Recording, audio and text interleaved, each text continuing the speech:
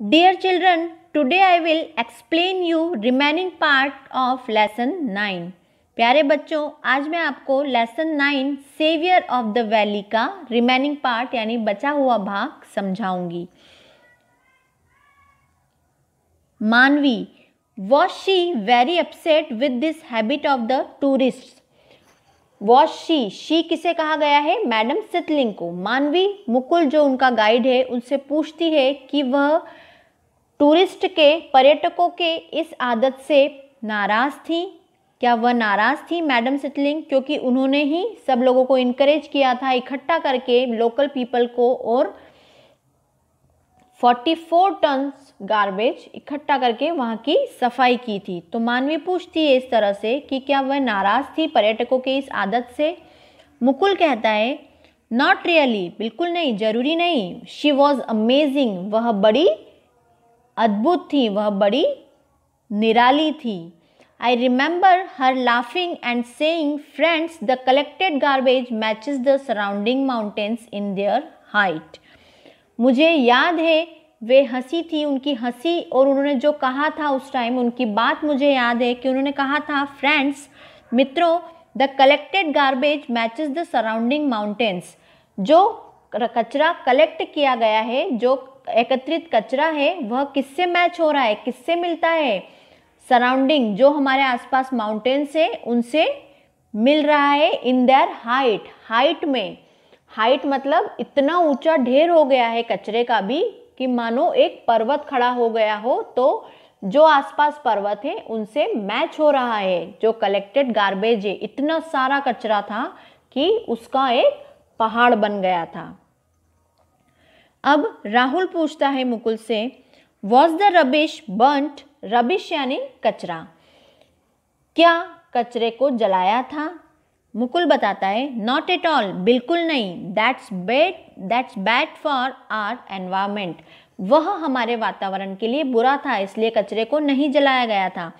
The garbage wasn't burnt और buried, कचरे को जलाया नहीं गया था या दफनाया भी नहीं गया था. बरीड यानी दफनाना, न तो उसको गाड़ा गया था मतलब जमीन खोदकर, और न ही उसे जलाया गया था. Instead it was sent to Delhi for recycling, इसके बजाय पूरा जो गार्बेज था, कचरा जो था, उसे दिल्ली भेज दिया गया था रिसाइकलिंग के लिए, पुनः चक्रण. रिसाइकलिंग यानी पुनः चक्रण के लिए उसे दिल्ली भेज दिया गया था.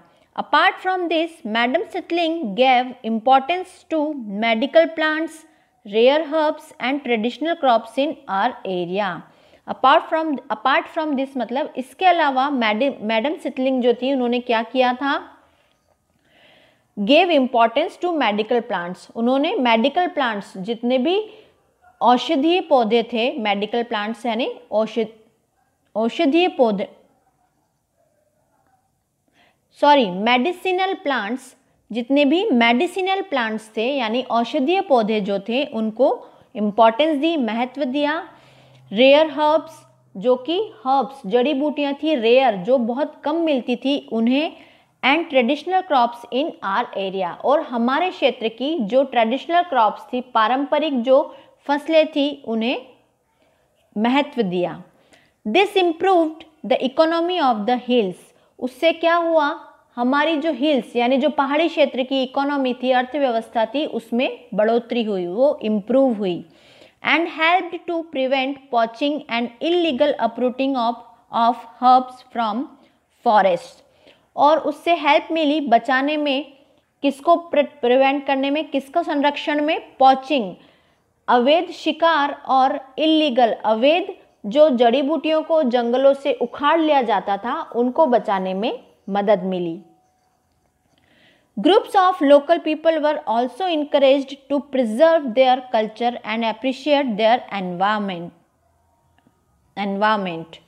Local people के जो समूह थे, स्थानीय लोगों के जो समूह थे, उन्होंने भी इस संरक्षण को, प्रिजर्व को, उनके कल्चर को बचाने के लिए जो काम कर रही थी मैडम सितलिंग, उसको उत्साहित किया, उसकी सराहना की, इनकरेज किया.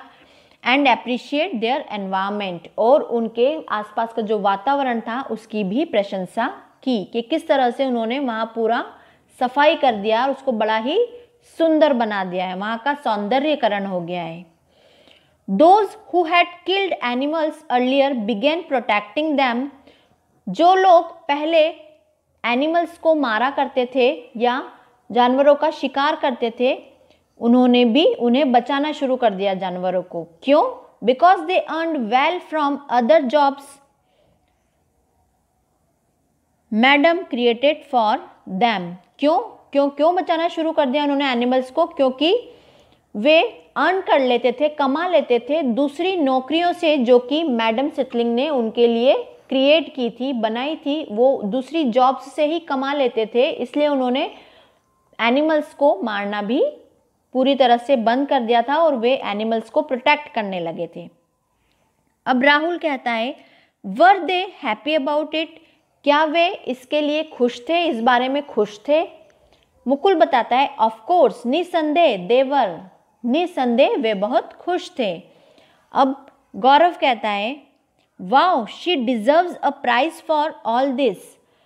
शी किसके बारे में बात हो रही है? She in the sense madam Sitling. Madam Sitling के बारे में कहा जा रहा है कि वे किसके योग्य हैं? वे एक पुरस्कार के योग्य हैं। इस सब काम के लिए उन्हें पुरस्कार मिलना चाहिए। मुकुल बताता है ओ yes, the forest departments great effort was first recognized in 2004 when Madam Sitling was given a state award on June 5th, the World Environment Day. Forest department यानी जंगल का जो विभाग है उसका ये महान जो प्रयास था उसको पहली बार 2004 में पहचाना गया या पहचान मिली। कब? जब मैडम सिटलिंग को एक स्टेट अवार्ड दिया गया था 5 जून, जो कि वर्ल्ड एनवायरनमेंट डे होता है। विश्व पर्यावरण दिवस के दिन मैडम सिटलिंग को एक राज्य का पुरस्कार दिया गया था। उसके बाद फॉरेस्ट डिपार्टमेंट के इस ग्रेट एफर्ट्स को, ग्रेट प्रयास को, उसके कड़े परिश्रम को पहचान मिली पहली बार। Next paragraph is Rashlin. अब रशलिन मुकुल से क्वेश्चन करती है Mukul, earlier you mention that this place now enjoys the status of world heritage site. Mukul, तुमने पहले मेंशन किया है या तुमने हमें पहले बताया है कि यह जो स्थान है यह वर्ल्ड हेरिटेज साइट यानी विश्व धरोहर स्थल के रूप में इसको उसका दर्जा प्राप्त है या इसको इस स्थान को वो दर्जा मिला हुआ है या वो खिताब मिला हुआ है। हाउ डिड दैट हैपन, यह कैसे हुआ, वह कैसे हुआ, ये कैसे इसका वर्ल्ड हेरिटेज साइट का जो स्टेटस है वह कैसे उसको मिला। मुकुल इसका आंसर देता है well, long months of hard work started to bear fruit when the region showed science of improvement and a new beginning. Well, अच्छा, long months of hard work, लंबे समय का या कई महीनों के कड़ी मेहनत से या कड़े परिश्रम से क्या हुआ? Bear fruit when the region showed science of improvement, फल मिलना शुरू हुआ या हम सफल होना शुरू हुए किसमें? जब यहाँ का जो रीजन है, ये जो क्षेत्र है, इसमें नई शुरुआत के और उन्नति के संकेत दिखाई देने लगे। On 14th July 2005, Madam Sitling was informed that the Valley of Flowers National Park was being awarded World Heritage Site status. 14 जुलाई 2005 को मैडम सिटलिंग ने ये जानकारी दी थी हमें कि वैली ऑफ फ्लावर्स यानी जो फूलों की घाटियां हैं, नेशनल पार्क की फूलों की जो घाटियां हैं, इसे world heritage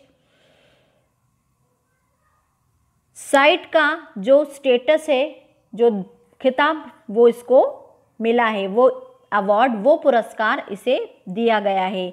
this global award has helped Uttarakhand attract more national and international tourists and also receive funds to protect its environment further. इस ग्लोबल अवार्ड से, ये जो अवार्ड मिला था वर्ल्ड हेरिटेज साइट, ये एक वैश्विक पुरस्कार है। ग्लोबल अवार्ड यानी वैश्विक पुरस्कार। तो ये जो वैश्विक पुरस्कार मिला था उत्तराखंड की उस स्थान को, उससे उत्तराखंड में और ज़्यादा नेशनल और इंटरनेशनल लेवल के जो टूरिस्ट थे, पर्यटक जो थे, राष्ट्रीय और अंतर्राष्ट्रीय पर्यटक अट्रैक्ट हुए, आकर्षित हुए उत्तराखंड की ओर, और उससे उन्हें क्या हुआ, and also receive funds to protect its environment further, और उन्हें कई तरह का फंड यानी निधि, पैसा, मनी, कई फंड भी मिला वहाँ का जो एनवायरमेंट है उसको उसी तरह बनाए रखने के लिए, सुरक्षित रखने के लिए फंड भी मिले, और कई इंटरनेशनल और नेशनल टूरिस्ट उत्तराखंड की ओर अट्रैक्ट भी हुए। अब मानवी कहती है, wow I think she deserves another award. अरे वाह, मैं ऐसा सोचती हूँ कि वे कुछ और अवार्ड की हकदार हैं, या वह कुछ और इनाम उन्हें मिलना चाहिए, वह और कुछ इनाम के योग्य हैं। किसके बारे में बात हो रही है? मैडम सितलिंग के बारे में। मुकुल बताता है फिर, यस, हाँ, and for her outstanding efforts in 2007 madam Sitling received the Indira Gandhi Paryavaran Puraskar, India's highest environmental honour. हाँ, उनके आउटस्टैंडिंग एफर्ट्स के कारण या उनके शानदार प्रयासों के कारण 2007 में मैडम सितलिंग ने रिसीव पाया इंदिरा गांधी पर्यावरण पुरस्कार, जो कि भारत का सबसे ऊंचा पुरस्कार है, इन्वायरमेंटल ऑनर है, सबसे बड़ा पर्यावरणीय सम्मान है, जो कि है इंदिरा गांधी पर्यावरण पुरस्कार। सबसे बड़ा भारत का पुरस्कार है और वो ही मैडम सितलिंग को दिया गया था 2007 में।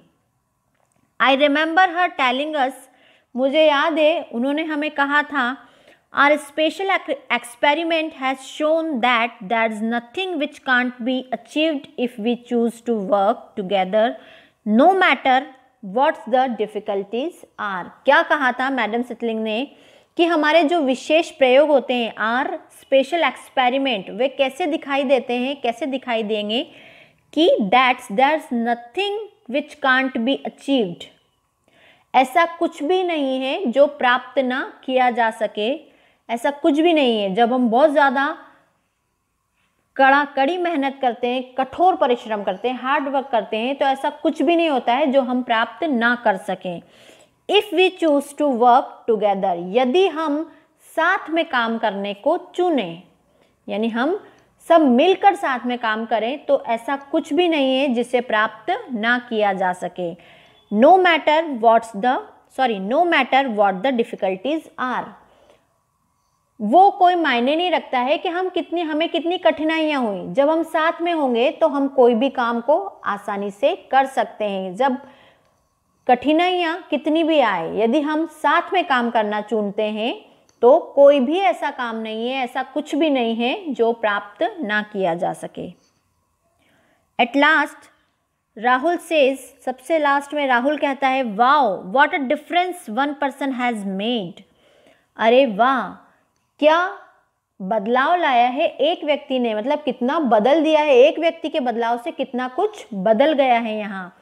Our suffering planet needs many more people like Jyotsna Sitling to make its environment beautiful just like this one. हमारा जो प्लैनेट है सफ़र कर रहा है, पीड़ित है अभी गंदगी से, पॉल्यूशन से, तो हमारा ये जो पीड़ित ग्रह है जो कि अर्थ है, उसको ज़रूरत है ऐसे और लोगों की, किसकी तरह, लाइक ज्योत्सना सितलिंग जैसे लोगों की और ज़रूरत है, जिससे कि इसे क्या बनाया जा सके, इसके वातावरण को ब्यूटीफुल, सुंदर बनाया जा सके, हमारी धरती को सुंदर बनाया जा सके। उसके लिए ज्योत्सना सितलिंग जैसे और लोगों की आवश्यकता है, जस्ट लाइक दिस वन। बस इसी तरह, जिस तरह से ये जो स्थान ज्योत्सना सितलिंग ने इतना ब्यूटीफुल बना दिया है, ऐसे ही और लोगों की नीड है हमारे पूरे प्लैनेट को और उसके एनवायरनमेंट को ब्यूटीफुल बनाने के लिए। Our lesson has completed. I hope you will have understood this explanation. Thank you so much.